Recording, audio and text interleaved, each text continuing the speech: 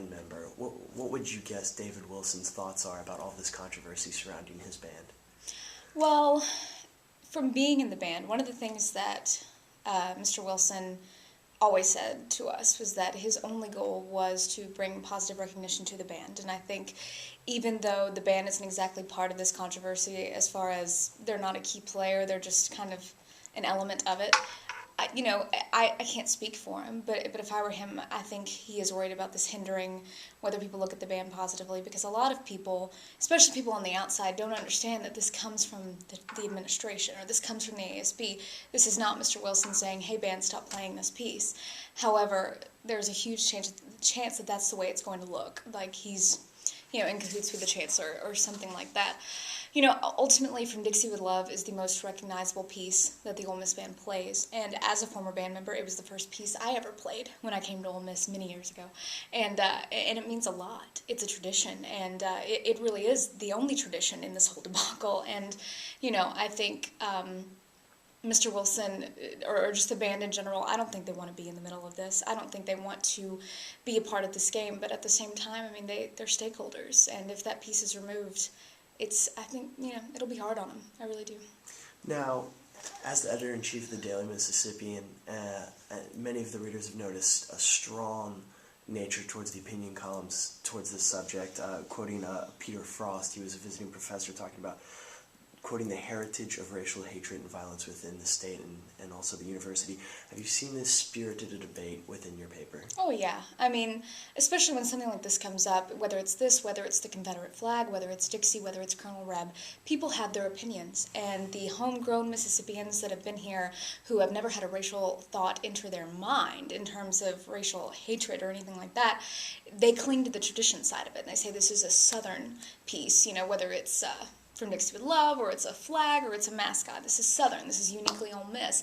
But then you have people on the other end of the spectrum who are either not from the South or associate these symbols with, our contentious racial past, and they have their opinions too. And this is, I don't want to say that the university is completely divided over it.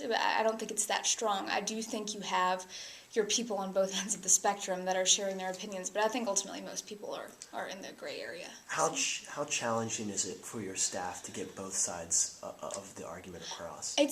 It's very difficult, because a lot of people don't want to go on the record saying, hey, I really like The South Will Rise Again, because regardless of why they like it, they'll come off as being racist. And a lot of people, don't really want to share their opinion in the opposite way, because they don't want their name associated with taking away what some people call university tradition, even though it's not. So we do our best, but most people really just kind of want to stay out of it unless they're a key stakeholder. Chancellor Jones came out in your paper and essentially delivered an ultimatum to the student body: either stop the chant or he will ask David Wilson to stop playing the song.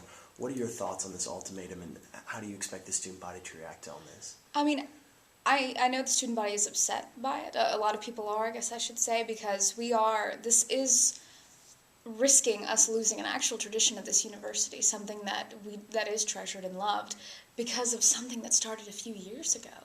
And I think many students are at the point now, regardless of your opinion about whether The South Will Rise Again is appropriate or not, they want to save that piece of music. And I think that Chancellor Jones probably didn't see it as much as an ultimatum. I don't think it's like a parent with, their child's favorite toy. Well, if you don't do what I say, I'm going to take it away. What he's saying is, I'm going to remove the trigger that causes the student body to say this, because there are a lot of things he could take away to punish, but I don't think this is punishing. He wants this phrase gone. And the surefire way to do it, to do it without so much crowd participation, is to take away that piece completely. He thought he solved the problem by getting the band to amend it, but obviously that didn't work. And so, one of the things that Chancellor Jones seems to be very keen on protecting is the national perception of our university. With the debates last year, the success of the football team, what do you believe is the national perception towards the university? Well, it's really hard to say, having been raised in the South. I know that all my life my father talked about Ole Miss. I wasn't aware of its contentious past until I got in junior high and high school and started learning about civil rights era and everything else. But, you know, based on the media coverage of us last year, you couldn't find a debate article that didn't have James Meredith in it. You couldn't. It was all about, oh, well, yay, the debate is here, but let's not forget 1962, God forbid.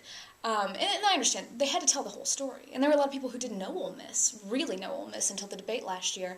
But because of that, you run the risk of either pushing forward this piece of look how far they've come, or look what they used to do.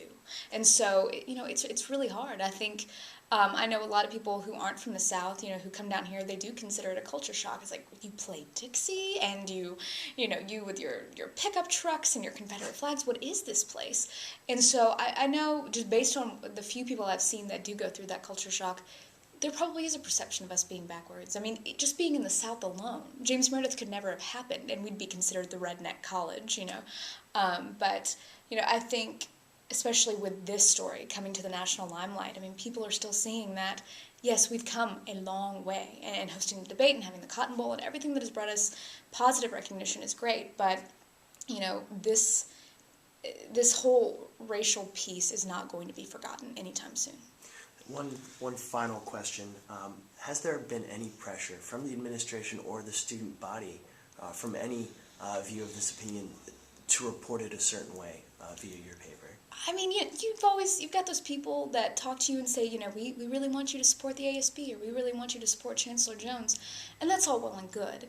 But, you know, when this story began, we knew our obligation. We knew that we had to stay as far in the middle as we could. We did produce an editorial Monday that asked the student body to stop saying it because we were at risk of losing from Dixie With Love. And at this point, you know, if donors are questioning whether they should send money, if alumni are questioning their support, we are going to lose if it doesn't stop being said. However, you know, when the entire thing came out, I mean, we were very opinionated about the fact that we don't feel due process was served. I mean, this resolution came out of nowhere from the ASB, and you know, and this isn't to say that it was wrong what they did. I mean, you know, they've proven that their resolution it caught on with a lot of people. But I mean, we did an editorial immediately after saying, if you're going to have a resolution from anybody at this university that affects the entire student body, where is the open forum? Where is the opportunity for them to discuss? Where is the proof that this needs to happen? I mean, the debate is no longer about whether it's appropriate for, you know, to say the South will rise again. The debate is about, you know, what we stand to lose if we keep saying it. And, you know, so as far as pressure goes, I mean, obviously, a lot of people look at the Daily Mississippian because it is something that students pick up every single day. And a lot of people kind of want their slant on the story, but I don't think that was ever a concern for any of us, just because the staff we understood our obligation and our duty to stay